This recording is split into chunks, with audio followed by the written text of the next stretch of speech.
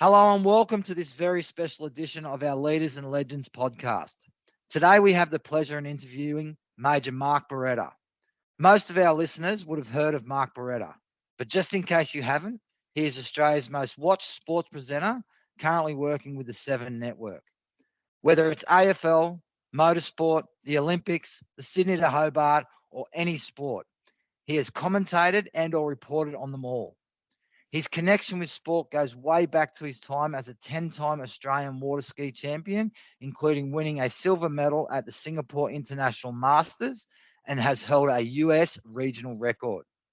He started his career as an engineer working with BHP and Honeywell and began his broadcasting career at Radio 3GL in Geelong in 1988. The following year, he moved to Triple M Melbourne as a sports reporter. In 1994, he joined Channel 10 and within a year was picked up by the Seven Network as a sports reporter. Mark is an author of two books, The Riders, Australia's Motorcycle Champions, released in 2010, and Mark Beretta's Greatest Moments in Australian Sport, which was released in 2022.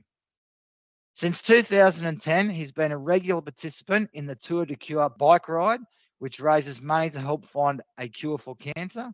And in 2011, was appointed to the board of Tour de Cure, and for service to the community through charitable organisations, was awarded the Medal of the Order of Australia in the 2021 Queen's Birthday Honours.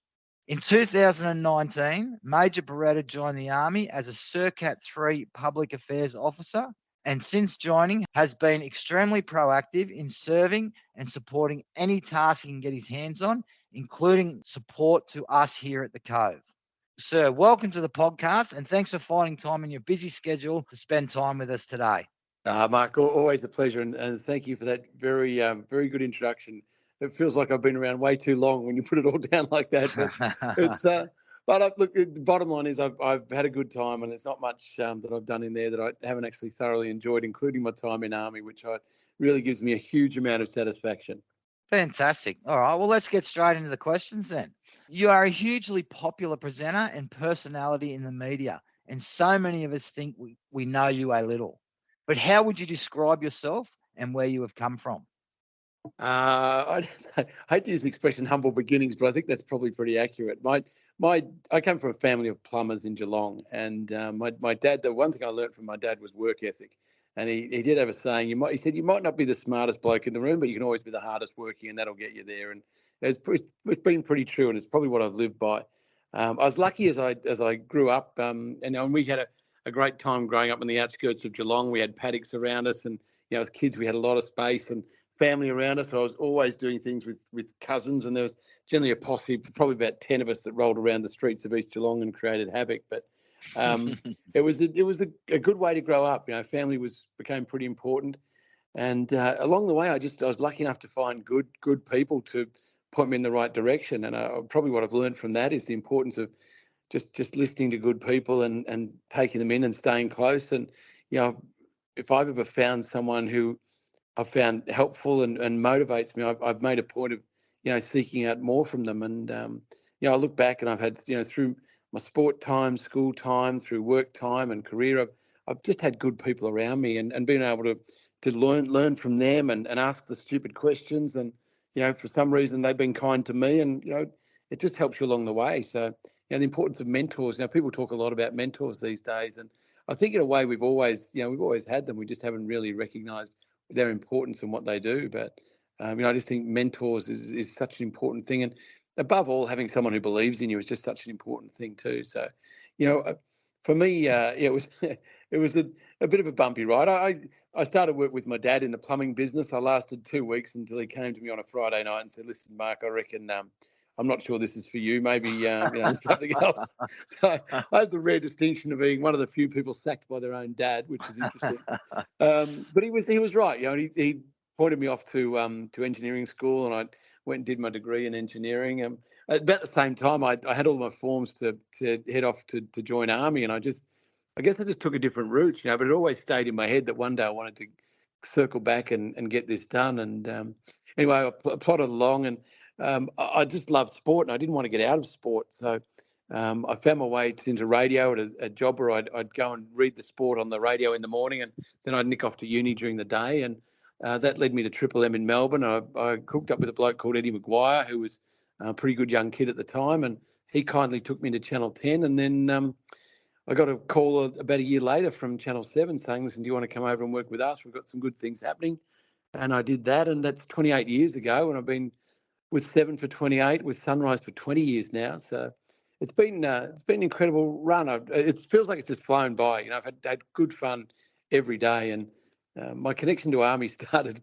I emceed the Legacy Ball in Brisbane, which a lot of people would be familiar with. It's a massive night, the Defence Ball in Brisbane, and I ended up at 2:00 in the morning at the James Squires pub near the convention centre there, and I was talking to a bunch of people from the ball, and turns out there were a couple of people who were in recruiting at the time, and I dropped that. You know, I'd always wanted to join. One of my great regrets I'd never had, but I was too old now. And they said, well, as a matter of fact, you're not too old. Well, let's talk Monday. And we talked, and I went in and went through Defence Force recruiting and did all that process, and managed to get my way through somehow, and met some good people at the time.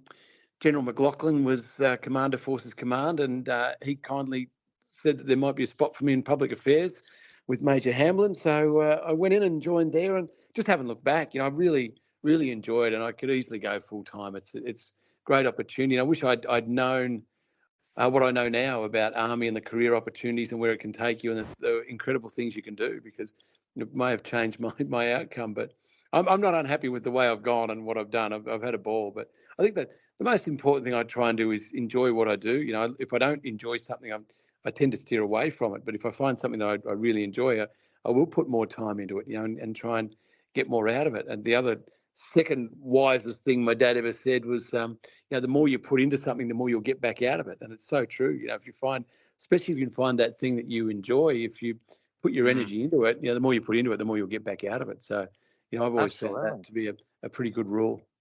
All right. Well, you've covered off on about 3 or 4 other questions I have, which is okay. Saves us a bit of time. I get on a roll. You know? Yeah, no, that's good. Let's talk a little bit about education. So I mentioned in the intro, and you've spoken about it, that you do have an engineering degree. How important do you think has education been as a foundation or in shaping where you are today? I think really important. And just to background that, I struggled through engineering school. It didn't come naturally to me, and I'd gone through, and the days that I went through school, you did humanities or you did maths and science. If you did maths and science, you were going to do a science degree or an engineering degree or medicine or something like that. And so I'd done that, and I took a year off, and I went and coached water skiing in the United States, because I didn't really know what I wanted to do, but I was an all right water skier, so I could get away with that. And that sort of that was a good year, and I recommend that gap year to people. You know, I just think it lets you experience the world and just clarify your thoughts on what you want to do. And so I went and did that and had a ball. It just showed me a different, you know, just more of the world. So I came back hopefully a little bit wiser. I think maybe I was a little bit wiser, and went into engineering school and chugged along with that. But I think that curiosity and that thirst to learn is something you develop, and I think when you've got that, it's a great skill to have, and a great advantage in life, you know, because you do, you know, that curiosity and wanting to know more and asking why not only teaches you about the world, but also about people. You know, you start to appreciate people and what they're doing and why they're doing it. I don't know if you've ever seen Ted Lasso, Mark, but there's a great episode in Ted Lasso about that curiosity and, you know, finding out why people do what they do. And, you know, it's pretty true. It's a good thing to have. But one of the things that the job that I got into with media, there's no formal training for it, really. You know, I came out of engineering school. People came from all sorts of backgrounds. Today, it's a little bit better. There are courses, and people go off and do their degrees in journalism and their masters and all that sort of thing. But when I came through, there was none of that. So you did a cadetship, which I sort of went through. But one of the things I found as I moved on, like I went through a long period of just no training and no education in the workplace. And one of the things I've loved about Army is the opportunities there to, you know, to skill up and to get that training. And, you know, for me at my stage of life, the management training and learning to work with people really well, you know, and sort of going to that next level of, you know, administration and legal details and all that sort of thing has been a really good education. So I've probably I'd like to think I've got a bit of a curiosity to learn. So, that's been a big thing for me, and that's where Army has just helped me, I guess, fuel that hunger to learn a little bit more and upskill. Fantastic. Look, you've spoken about your dad quite a few times, but and he's probably one of them. But who has been the biggest influence on your career, and why, and what inspires you? I reckon if on career, it's probably a couple, and I think you evolve through the people who you look up to or are mentored by. And for me, early on, career wise, with two blokes. One was obviously Eddie McGuire, who I worked with at Triple M. So I looked at Eddie, and Eddie was similar to me. He came from working class background, and he had that whole hunger. He never stopped working. Now I don't know if that's a good thing or not, but it certainly helped both of us get to where we are. We worked harder. We stayed longer at a story. We wouldn't leave the tribunal until everyone else had left and all the story was done and dusted. So I learned that from him. Another bloke, Jim Wilson, who was at Seven with me as well. Jimmy and I spent a lot of time together in our early years, and Jimmy was a similar sort of hunger. People who are passionate about what they do have a real hunger for it, and if you can get around those people, you can accelerate and learn really quickly. And I think as I moved through work, David Koshy has probably been the greatest influence on me, and we worked together for over 20 years. But he's just such a well-rounded human. He's got 4 kids. He knows a bit about business. He loves his sport. He was a great mentor on TV. He really almost single-handedly created the Sunrise Show with a bit of help from a few others. But I think I just learned so much from him, and I learned from him a lot about dealing with people and compassion for people. Koshy's got a great way of actually really caring about people. And I found that was one of the greatest skills you can have is, again, it comes back to probably that curiosity and just being interested in people and getting the best out of them. So that's probably my mentors, if you like. Yeah, okay. All right. So my next question was, in almost all sports, coaches are essential. In the professional world, we tend to have mentors. Have you had professional coaches or mentors throughout your career? Yeah, I mean, it's a good question. I think more and more so, and we've got a good scheme at Seven that hooks people up as mentors, and I just think it's so important. I think that partnering up can be good, but also I think you sort of organically need to find your mentors too. It's more a case of finding someone who you look up to, and you look at them and you say, yeah, I like the way they work, I like the way they deal with people, and I think you're sort of naturally attracted to like people who share your values. So I think once you can explore that and, find someone who really, who you, I guess, look up to, but gel with and respect, and, someone who's maybe a year or two ahead of you who can mentor you is such a valuable thing. I think I've never seen anyone really get where they're going completely on their own. You need help. Even I go back to my sporting days, I had great coaches. I had an old guy called Frank Swain who just took an interest in me as a young skier and put so much time into helping me get better at what I was doing. And without him, I wouldn't have probably kicked on to that level that I got to. And, you just look back now and you appreciate the time that people give you. I think the flip side too is you've got to really appreciate the time that people do give you, because people who mentor you sort of do it on top of everything else they're doing, and whether that's family or work commitments or whatever. And generally, if you're going to a mentor, it's because they're successful at what they do. So they're putting a fair bit of effort into what they do too. But I think it's important to be respectful of their time as well, and and use it wisely and value it, and make the most of it. And what about you, sir? Do you think you have many mentees? Are you working with anybody? I do. We have a lot of young people. If I look at Seven Life, we have a lot of young people come through Seven, and I'm really aware of that. I think sometimes you can fall into the trap of being a bit guarded about what you do to protect your own patch. Yep. I've not been of that mindset, because I really believe in bringing people up, and the more that you can train people up and help people and make them better at what they do, that benefits you. You lift the whole team and the whole environment around you. I'd say I get probably a new person in about every 6 months or a year. We have a lot of people come through because of the hours that you have to work as part of Sunrise. We turn people over. It can be a pretty brutal environment. So, but I always, I make a point of, those who need it. And I mean, I'm not everyone's choice of a mentor, so I don't force it on people. But for those who come to me and want a hand, I'm very, very open. And I think to be honest, I often hear from people who do that the rewards as a mentor are actually greater than what the the mentee is receiving. People find that I they agree. surprise themselves. Yeah, you surprise Yep, yourself with what you get back out of it.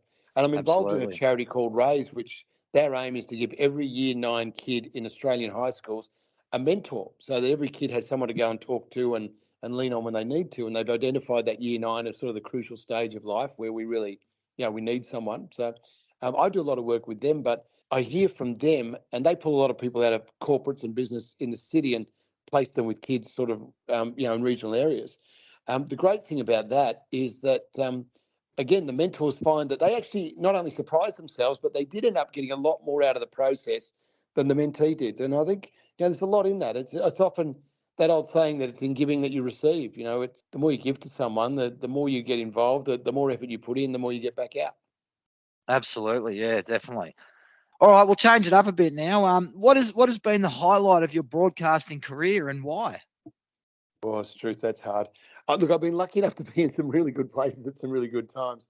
I think if you take it on audience in what I do at Seven, I was lucky enough by a fluke to be hosting the telecast of the Sydney 2000 Olympic Games the night that Kathy Freeman ran her 400 metres in the stadium. Yeah, it was just an amazing moment. And as a broadcaster, you don't get that very often. It was pretty special. But look, I've been lucky enough to go to 13 Olympic Games now, summer and winter. So I've had some incredible memories. I called a gold medal for Elisa Camplin in Salt Lake City at the Winter Olympics in freestyle aerials, which was our first skiing Winter Olympic gold medal. So that was pretty cool.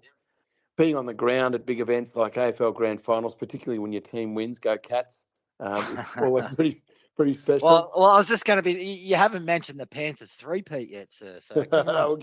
I'm sure you'll get that in, Mark. But I've been lucky enough. I probably interviewed just about every major sports star that you could imagine. And I interviewed Scottie Pippen from the Chicago Bulls the other day, and it's why I love the job. I still get a buzz out of it. I still get excited about it. I still get nervous about talking to people like that.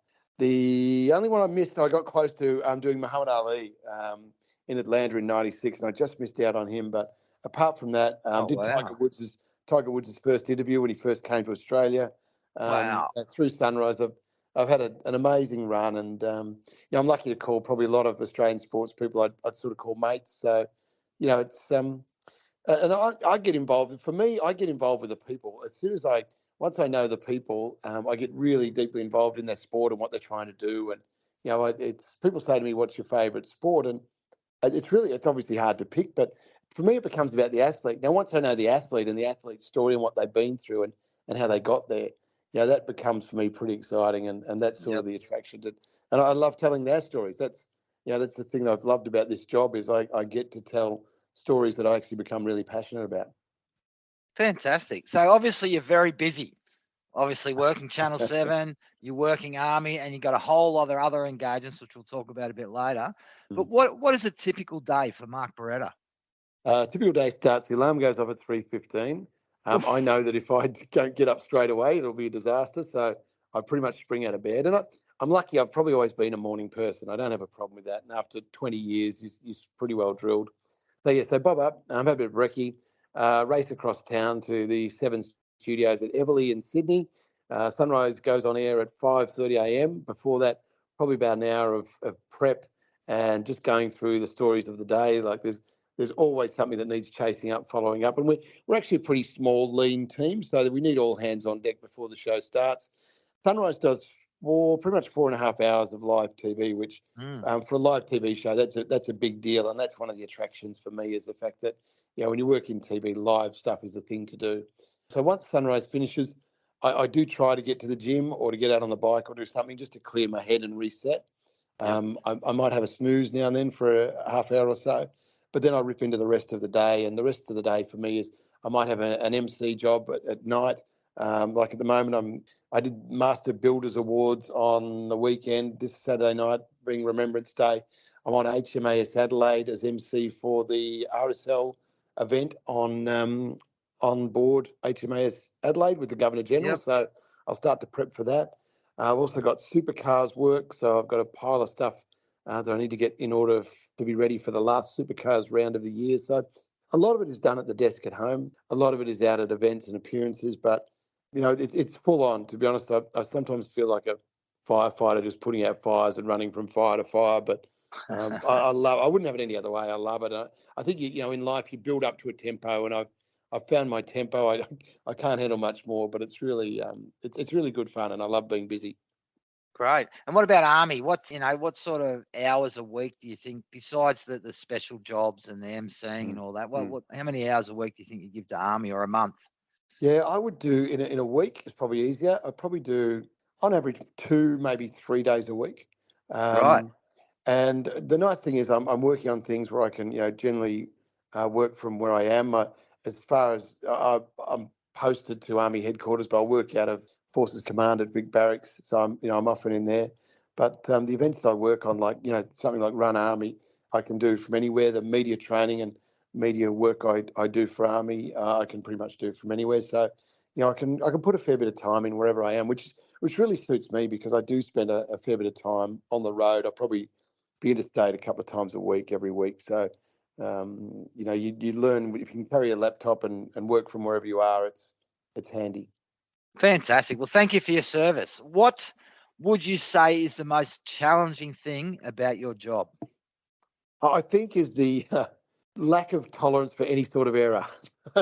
You just can't make mistakes, and I'm like most people, I'm my own toughest critic. If I make a mistake on air, I kick myself for a couple of days afterwards. So I really work hard, and that tends to be in the preparation. It just reminds you, you've got to prepare, and the value of preparation is priceless. The more time you put into something, again, the better the result, the happier you'll be. So I've learned that. But that goes for anything I do. I just know that I need to have my head in the game and be ready to go. And if I need notes, or if I need a speech or whatever, I've got to have it up and ready and a few days early, so I can really get my head into it. But Absolutely, yep. probably the toughest thing is that and you are. I mean, Sunrise, we talk to 2 million Australians every day, sometimes more on bigger days, and you basically got to have your stuff together. You can't afford to make mistakes, because you're only as good as your last performance. If you make a mistake at what you do, or you fluff it, people just in this day and age of social media are not very tolerant. So no. you really got to be plugged in and be good to go. So that's probably the biggest challenge. And the hours are hard too. I find the hours are, they can be challenging, although I'm probably in the routine of it. The waking up at 3:15 is never really that easy, and it does catch up with you during the day. So just managing sleep is probably one of the challenges of the job. Great. And is there anything you wish you had known before you started your career? Look, I don't think so. I'm lucky. I don't have any great regrets about it. I think things played out pretty well. I probably. Well, what advice would you give to someone who's the next Mark Beretta? What advice would you give to them as they're starting their career? Okay, I'd say mostly work hard, which is obvious. What you put in, you'll get back. But I think the greatest thing would be curious. Be curious about people. Talk to people, engage with people. Everyone you meet is important. Everyone's got a story to tell, and give people the time, all the time. They are your most important asset of the people around you. So, I'd never be dismissive of people. I think so much to be gained from people, and everyone. I respect everyone's story, and I learn so much just from people's story and what they've been through. And you never judge a book by its cover. Absolutely. All right. Let's get on to a bit of Army now. Army and Defence has experienced a period of rapid change. You've been in your industry for over 30 years. What advice have you got for us about managing change based on your experiences? Learn to roll with it. I must admit, TV is a dynamic, brutal business. So I think I'm pretty well qualified to talk in this area. But things change. You can't always control it, and you've just got to learn to go with it. And absorb it and understand why. And I come back to that word curious again. If you don't get why a change has happened, or you don't agree, dig in, ask questions, find out why, and get your head around why something's being done differently, why you've got to change. And generally you'll find it is for a good reason. Someone has thought it through at some level, and there is a good reason. And it's not always communicated, which is probably the biggest problem. Often, when things are changing and evolving, we don't always know why. But we do have to change and evolve. I mean, particularly, I find from what I see of Army, it's, that is probably the most dynamic environment, and it's moving all the time, which, is probably, I find that really exciting, because, even in my short time, in my sort of 5 or 6 years, so much has changed, in the way that the force is made up, where people are, where things are moving to. It's pretty incredible. And if you can get your head around the opportunity in that and the fact that that's a good thing, no one wants to be in a stale environment. You don't want to be somewhere No. where nothing's happening and nothing's changing. This is great. And I think the other thing I find about Army that I really like is just the youthful energy. The amount of young people who are coming in who are dynamic and good to go, and they just bring something new to the party. And they're smart. They will grab new ideas and go with it, and just use that resource as well. Be aware that those young people around you, they are good to go with new ideas, and they'll Absolutely. help you as well. That's absolutely, yeah. All right. Well, tell us a bit about your duties as a public affairs officer, and what do you think PAOs personally bring to Army?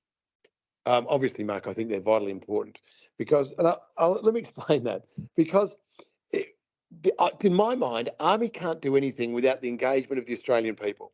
So what good is an Army if it's not working with the people and have the support of the people? Yep. And one of the things I think sometimes people in Army forget is the amount of support they do have from the Australian public. The Australian Army, that Rising Sun badge, is one of the most powerful, valued emblems and brands anywhere in the world, and particularly in this country. People love and respect Army, and that goes back well over 100 years. So and Army's a part of the community, and it has to be. So that engagement that Australians have with Army is so powerful, and that's what attracted me to Army. I've always had great respect for the uniform and the people who wear it. So that to me that's a bit of a given. What's important is that we maintain and build that relationship, so that when Army does something, the people understand what's being done as far as they can. And, at times there are security reasons that you can't tell every story or explain everything. Mm-hmm. But Yep. I think it's really important. And the team, General Stewart understands it. Everybody at the top level understands that the importance of talking to people and explaining what we're doing is really important. So I think the role of the public affairs officer is a vital one. Obviously, I'm biased and I see a lot of Yep. it. But that Yep. connection between Army and the public has got to be strong. It always has to be, and we need to maintain that. And as the custodians of that, we need to get Army's good message out there, because there is, from time to time in the last few years, there've been messages out in the media that have, not always been positive for Army, but we also have to be reinforcing the great stuff that Army does do. Sometimes, and I put my hat back on as the media, the media focus on the negative. It sells papers, it gets people's attention, but, so does the good stuff that happens in the world, and Army does a lot of good stuff. So I think the role of the public affairs officer is really important. I think we need to even work harder to carry that message out there. And if we do our job well, then soldiers go to do their job knowing that they've got the full support of the Australian people. And that's how I see the connection of the two. You can't have a successful Army without the backing of the Australian people, and that's that's absolutely crucial and underpins what we have to do. Great answer, sir. Awesome. Thank you. Look, you're also an ambassador for Run Army, which is a very public event and positively promotes fitness to the broader community. But what do you think Run Army represents to our military people? Mark, I love Run Army. I love everything about it. I love where it came from.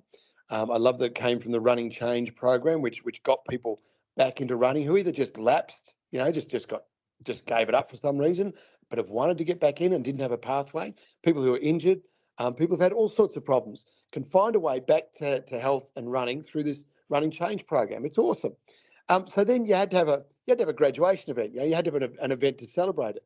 So General Elwood came up with the idea of a run at Gallipoli Barracks in Brisbane, a 10K run, a 5K run. And we did that, 4 years ago. Huge success, 1,000 people took part. We looked at it, and General Elwood had a look at it. He said, righto, look, here's a chance for us to take this out to the streets and do it in public. So we moved it into the heart of Brisbane. 2,500 people turned up. It was fantastic. This year, 5,000 people turned up. And the atmosphere, it's funny, I was just looking at photos last night. The atmosphere and what it does on all fronts for Army and public is invaluable. It's one of the most important things in my mind as a public affairs person that Army does to connect to the community. And it's the community coming to Army and saying, hey, this is our way of saying thanks. We just want to come to this event shoulder to shoulder and run along with you and just say, hey, appreciate what you do and love and respect what you do. And I just think it's a great event. It brings people together in a fun environment. It brings people who work together to have a bit of fun and a run and a good day outside of work. We throw a band on at the end of the day. The good news on that is that the event is growing and growing. We've got some really massive announcements to make at the end of the month about Run Army for next year, which is going to blow people away. Right. But it's a good event. And they ran a great one in Townsville. They've run Run Army events for people posted overseas, and you can do the event virtually, without actually being there in Brisbane. But it just got so much positive to it. I really, really feel strongly about it. I can see the good work that it does. And, when you've got a garrison city like Brisbane or a Townsville or a Darwin, you can have a great event, and it does bring the community together. And we know the relationships between the community and Army in those centres is really important. And, just a way for everyone to come together and give each other a bit of a pat on the back and say, hey, thanks for what you do. Fantastic. Who is the most influential person you have met in Army, and why and what characters or qualities about military leaders of any rank resonates with you? I've got to say, huge respect for everyone who wears the uniform. And that goes across all levels. I've had some time with some of our RSMs, and I love the experience and the wisdom they bring, the woe ones. And then I look even across to my reserve colleagues, and I work with surgeons and dermatologists and legal people and people from all professions who come to do this together. And, when I go on courses with them, I just walk away with this amazing network of people, and I just go, wow, it's as though Army is a vehicle for bringing great Australians together. And I really like that. As I said earlier, I love the energy of people who've just joined and coming in to begin their career. That's great. Our senior leaders are brilliant at what they do, and their experience, that inspires me as well. I love just listening to what they do. And just to give an example, I've obviously through Run Army, I've been in a lot of meetings with General Elwood, and I've learned from him the skill of running great meetings. He delegates and he listens to people and he takes people's opinions in. And when he's got to, he gathers all that information. And at the end of that process, he makes a decision. Now, I can tell you in the business and particularly the media world, things don't happen like that. It can be a bit more of a dictatorship. But I just, I think Army teaches a lot of good skills. And I know that, also from our veterans as well, who I've dealt with. I think Army's an amazing institution. We think of it often for the job that it does today, but the way it prepares Australians to be part of the community ongoing is invaluable. So it's the work done today, and also the work done for tomorrow is pretty special. But honestly, I find inspiration in so many good people. I find inspiration in senior soldiers who've given a lifetime of service. I've spent a lot of time with Grant McFarlane. I have huge respect for him. He's these huge number of deployments around the world and what he did in his career, and like I say, for our senior leaders as well. I've been lucky enough to spend some time working with General Stewart, who just really impresses me in his career, coming from soldier through to Chief of Army is an amazing journey. So honestly, every time I talk to someone, we sit down to function or mess or whatever, I love to just prod and dig into what they've done, because I find it inspiring and motivational and just really good stories that you just never stop learning. You're learning all the time from people, and there's a lot of people in Army to learn from. Absolutely.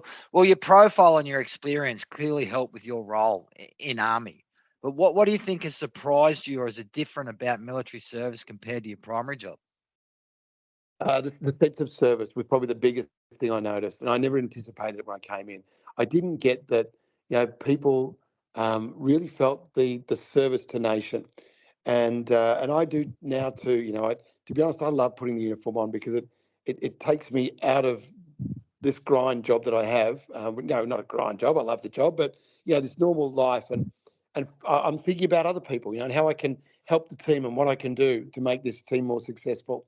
So I think that notion of service to the nation was the thing that really, really struck me as something that was really deep down and really strong in the hearts of people who serve. And, it's not lost. I know from working with veterans and RSL, people maintain that for life. You get that strong connection and you don't just give it up when you step out. So, I just think that was the real eye-opener for me, was the notion of service to nation. You've been an elite athlete and you deal with elite athletes on a daily basis. What lessons can we take from sports and apply to soldiering, and vice versa?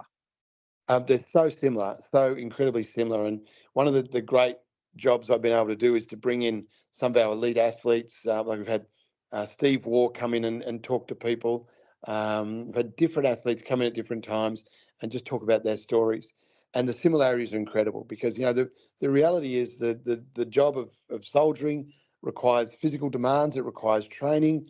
It requires you, at times to do things that you wouldn't want to do at that particular time, as an athlete does with their training. That no athlete wants to get up and train every morning. There are days when they don't want to do that, and it's the same as preparing for the job of a soldier. So, and the mental side of it as well. Getting your head right for what you've got to do, getting the focus to do the job well. The idea of teamwork. All of those qualities are exactly the same in elite sport. So, I think I would like to think that we can build those bridges even closer between sport and army, because I think there's so much to learn from each other, and vice versa. I think the athletes that I've been able to bring in are so grateful for the opportunity to get around our soldiers and to get to know our people and philosophy and understand what army does. I can't think of anyone who's come in who hasn't been completely blown away. And I mentioned Steve Waugh because I call on him a lot. I think he's done 3 or 4 functions with us where he speaks about leadership and the times that he's been through. But it's never a problem. I pick up the phone to just about any athlete in this country. Anna Mears was one. I've got Anna Mears coming up for an event.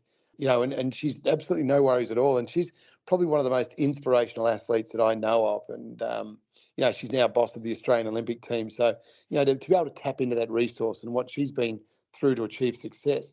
And it's about that as well. It's about getting through adversity to achieve success, because there are times in army where you're fighting hard. You're struggling to get on with what you've got to do. And once you can pick up and get some skills and some tips in dealing with that and how to get to where you are, and the importance of preparation, the importance of attitude, the importance of your resilience and mental toughness, all of those things can come from sport. So I see enormous parallels. Fantastic. Well, let's sort of get to the final question. You're a qualified engineer, a ski champion, a sports presenter, a commentator, an author, a cyclist, well-respected journalist, father, and now an army officer. How do you fit all that in? like cramming a size 10 foot into a size 6 footy boot. I think you just you push it all in and just see how it goes. But the beauty for me is I'm doing what I love. Everything I do is I really get enormous.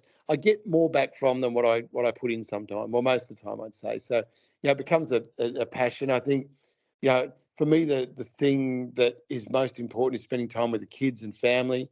That has always got to be a priority. You work everything else around it. But as far as the work life goes, you tend to gravitate to the things you enjoy and the things that you bring you most satisfaction. And I always find the beauty of having a few strings to your bow is that maybe when one thing, is annoying you or you're not going so well at, you switch over and you pick up something else, and that, you'll get satisfaction. You'll feel good about that. But I often find, if I'm pissed off at the end of the day, then maybe I'll open the computer and there'll be some good news in there on another front, or there'll be something good to go to and organise for Tour de Cure about our next ride, or there'll be a good opportunity in Army I can go work on. So I think it's interesting, and it's good for the mind. I think it's good to have different challenges and keep yourself busy. I probably that's just me. I think some people were just wired like that. I'm in perpetual motion, if you like. I like to keep moving. So for me, it works really well. It's the only way I could be. But I think you just got to remember to keep family at the forefront. Fantastic. Well, that's all the questions I've got. So is there anything else you wanted to talk about? No, look, the only thing I'd say, Mark, is how much I have learned and enjoyed from Army. And as I said early on, I could easily go full time. I think the opportunities there, if I had have known early on what was on offer in Army, I probably would have been here a lot sooner and maybe more full time. But, and it comes back to people. For me, it's always about people. I've met great people. Every time I meet someone new, I just find them, really good people, fascinating people. And, I think so long as Army can keep that and keep good people involved, that ensures the success of the organisation for a long time to come. So I'm really grateful for the opportunity to come in and be a part of Army, and to wear that rising sun means a lot to me, as I know it does to a lot of other people too. Well, sir, it's been an absolute honour to interview you. You've had an absolutely amazing career. And for those that don't know, Major Beretta is also a part of the Cove team, conducting a lot of live stream interviews for us. And sir, once again, thanks for your support. To the listeners, pleasure, mate. Thanks, mate. Thank you. To the listeners, thanks again for joining us on this Cove podcast. Make sure you keep an eye out for more podcasts in the future, and don't forget to download the Cove app. It's PME in your pocket, anywhere, anytime.